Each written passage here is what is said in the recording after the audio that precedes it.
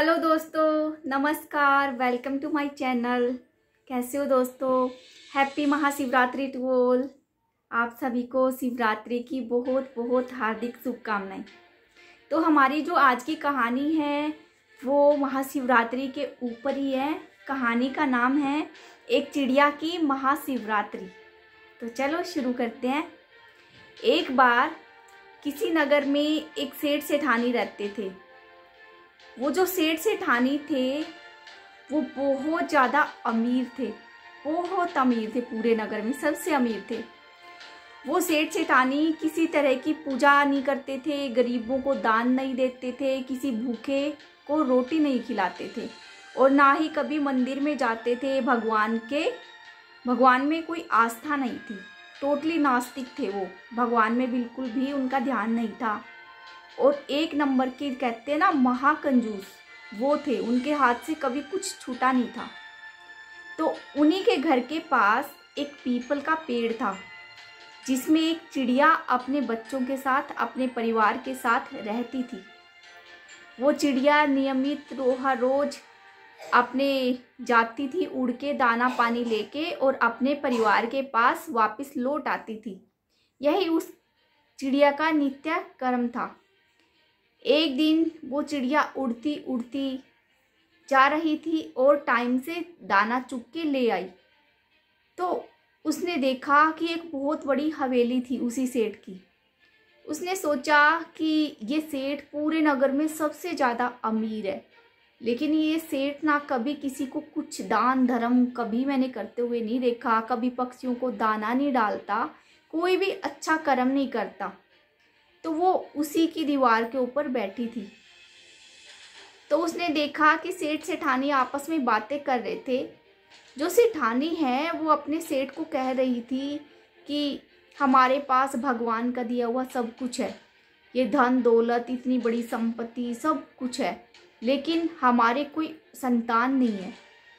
हमारे कोई संतान नहीं है तो हमारे जाने के बाद कोई वाली वारिस नहीं है। क्या होगा इस जमीन जायदाद का, इतनी बड़ी संपत्ति का? तो जो सेठ कह रहा था कि देखो इसमें मैं क्या कर सकता हूँ, लेकिन जो होगा देखा जाएगा। जिसके भाग्य का होगा वो बाद में इसको उपयोग कर लेगा। अब हम इसमें क्या ही कर सकते हैं। तो वो चिड़िया बेचारी ऐसे ही सोच रही थी। अब वो चिड़िया हर रोज नियम सा बना लिया था। उसने जाती थी, उनकी दीवार पर बैठकर सेठ सेठानी की बातें सुन लेती थी। जो सेठ की घरवाली थी वो थोड़ी अच्छे दिल की औरत थी। उसे उस चिड़िया से लगाव हो गया और वो उस चिड़िया को थोड़ा दाना वगैरह डालती थी सेठ से छुप छुप के। चिड़िया भी खा लेती थी और खुश हो जाती थी। तो वो हर रोज ऐसे ही सेठानी की और सेठ की बातें सुना करती थी चिड़िया। तो एक दिन उस चिड़िया को बहुत दया आई। वो चिड़िया जल्दी से दाना चुग के ला करके अपने बच्चों को खिला करके अपने पति से कहती है कि सुनो जी, मैं 2-3 दिन के लिए किसी काम से जा रही हूँ, तुम बच्चों का ध्यान रखना और इनको भरपेट खाना खिलाते रहना टाइम से। उसके पति ने कहा कि ठीक है। तो चिड़िया उड़ती उड़ती सीधी कैलाश पर्वत पर चली गई। उसको वहाँ पर जाने में, पहुँचने में 2-3 दिन लगे। वो भूखी प्यासी निरंतर ऐसे ही कंटिन्यू उड़ती रही। वहाँ पर कैलाश पर्वत पर पहुँचते ही चिड़िया बेहोश हो गई। पार्वती माता ने देखा, अरे छोटी सी नन्ही सी चिड़िया बेहोश हो गई। माता ने उसको उठाने का प्रयास किया और चिड़िया ने कहा कि हे माता, मैं बहुत दूर से आई हूँ। ऐसा ऐसा करके एक सेठ सेठानी रहते हैं, लेकिन उनके कोई संतान नहीं है। मैं चाहती हूँ कि उनके कोई संतान हो। सेठानी बेचारी बहुत दुखी होती है। वो माँ ही क्या, वो औरत ही क्या जो कभी माँ ना बन पाए। वो तो अधूरी रहती है जब तक माँ नहीं बनती। तो ऐसा कहते ही चिड़िया फिर से बेहोश हो गई। पार्वती माता ने कहा कि देखो, अभी तो जो शिव शंकर भगवान है वो पूजा में बैठे हैं, ध्यान में बैठे हैं, उसके उठते ही मैं बात करूँगी। तो फिर पार्वती माता ने चिड़िया को पानी वगैरह छिड़का, पिलाया, तो वो होश में आ गई। इतनी देर में चिड़िया भूखी प्यासी बहुत दूर से उड़कर आई है। ये कह रही है कि उस सेठ सेठानी के कोई बच्चे नहीं हैं। आप प्लीज़ कुछ करो और देख के बताओ कि क्या उनके भाग्य में कोई संतान है। शिव शंकर भगवान ने आंखें बंद करी और थोड़ी देर में खोलकर बताया कि देखो पार्वती, तुम बिना बात की जिद मत किया करो। उनके कोई संतान नहीं है, उनके भाग्य में कोई संतान प्राप्ति का योग है ही नहीं है। तो पार्वती माता ने बार बार जिद की कि नहीं महादेव जी, आपको ऐसा करना ही होगा। ये चिड़िया बहुत दूर से आई है, आपको इसकी फरियाद सुननी होगी। तो पार्वती माता के बार बार आग्रह करने पर शिव शंकर भगवान कहते हैं कि ठीक है, आप जाओ और उनके बच्चा होगा, लेकिन उनको भगवान में आस्था बढ़ानी होगी, दान पुण्य करने होंगे, तालाब खुदवाने होंगे, उनको धर्म का कार्य करना होगा। वो तो भगवान के प्रति बिल्कुल भी आकर्षित नहीं है, बिल्कुल भी नहीं मानते भगवान को, किसी की सेवा नहीं करते, गरीबों की मदद नहीं करते, कैसे होगा। तो चिड़िया ने कहा कि महाराज, आप उनको बस एक संतान दे दो, बाकी मुझ पर छोड़ दो, मैं उनको किसी न किसी तरह से मना लूँगी, इसकी जिम्मेवारी मैं खुद लेती हूँ। ऐसा कहकर चिड़िया चली जाती है खुशी खुशी। तो 9-10 महीने के बाद उनको एक अच्छी सी संतान उत्पन्न होती है, उनके घर में पुत्र पैदा होता है। चिड़िया अपनी सोच रही है कि मेरी मेहनत का फल मुझे मिल गया, सेठ सेठानी को बच्चा मिल गया। वो बहुत खुश होती है और ये भी सोचती है कि ये जो सेठ है इस शहर का सबसे अमीर आदमी है। जब ये अपने बच्चे को अच्छा भोजन बना के खिलाएगा तो उसका कुछ टुकड़े झूठे रहेंगे या ज़मीन पर गिरेंगे तो हमको भी खाने के लिए मिलेंगे। यही सोचकर वो चिड़िया बेचारी बहुत खुश होती है। धीरे धीरे टाइम बीतता जाता है, एक शिवरात्रि निकल जाती है, दूसरी शिवरात्रि निकल जाती है, तीसरी निकल जाती है और चौथी भी शिवरात्रि निकलती है। देखते देखते 5वीं महाशिवरात्रि आ जाती है। लेकिन अब तक भी उन लोगों ने ना तो कोई दान दक्षिणा देनी शुरू करी थी, ना भगवान को मानना शुरू किया था, ना किसी गरीब की मदद करनी शुरू की थी। इस बात फिर चिड़िया बहुत टेंशन में हो जाती है कि ऐसे तो सेठ के बच्चे की जो है अल्प आयु होगी और वो जल्द ही ख़त्म हो जाएगा। अब मैं इन लोगों को कैसे समझाऊं? मेरी भाषा ये सुन नहीं सकते, मेरे इशारे ये समझ नहीं सकते और खुद ये मानते नहीं हैं। अब मैं क्या करूं, मुझे खुद समझ में नहीं आ रहा। चिड़िया फिर उड़ती उड़ते कैलाश पर्वत पर पहुंचती है। पार्वती माता कहती है, हे भोली बेटी, अब तुम्हें कैसे आना हुआ बताओ।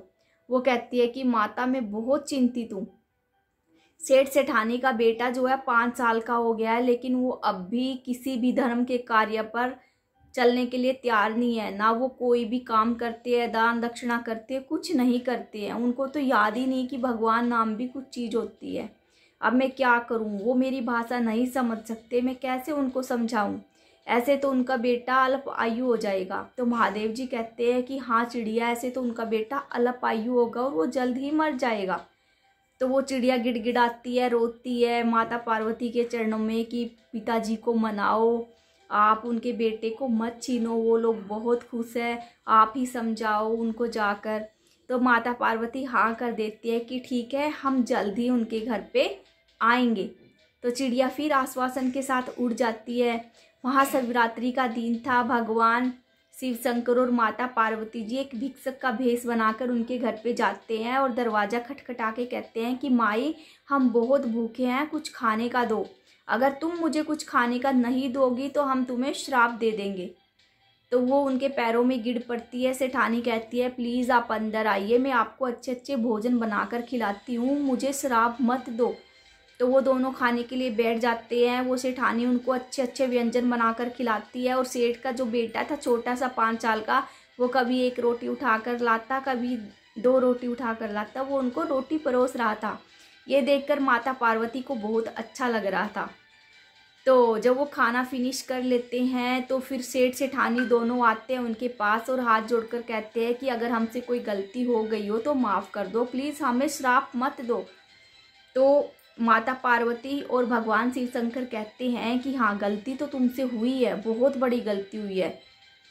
तुम कभी किसी गरीब की मदद नहीं करते हो, किसी को दान दक्षिणा नहीं देते हो, भूखों को रोटी नहीं देते हो, तुम मंदिर में नहीं जाते हो, कोई तालाब नहीं खुदवाया, कुछ नहीं करवाया तुमने, आज तक कोई भी दान पुण्य का काम तुमने नहीं किया। तो तुम्हारी जो ये संतान है ये भी तुम्हारे कर्मों का फल नहीं है, ये एक चिड़िया की मेहनत है, एक चिड़िया की वजह से तुम्हें ये बच्चा प्राप्त हुआ है। तो वो फिर कहते हैं कि भगवान वो चिड़िया कौन सी है। तो वो कहते हैं, महादेव जी कहते हैं कि वो चिड़िया उड़कर कैलाश पर्वत पर गई तुम्हारे लिए संतान प्राप्ति के लिए। तो फिर वो चिड़िया इतनी देर में उड़कर सामने आ जाती है और हाथ जोड़कर भगवान और माता जी को प्रणाम करती है और सेठ सेठानी बहुत खुश होते हैं। फिर माता पार्वती और महादेव जी अपने असली रूप में आकर सेठ सेठानी को दर्शन देते हैं। उस दिन के बाद सेठ सेठानी, उस दिन महाशिवरात्रि का दिन था, बहुत अच्छे से महाशिवरात्रि का त्यौहार मनाते हैं और बहुत दान दक्षिणा करते हैं। तो ऐसे तो सेठ सेठानी के सभी मनोकामनाएं पूर्ण हुई।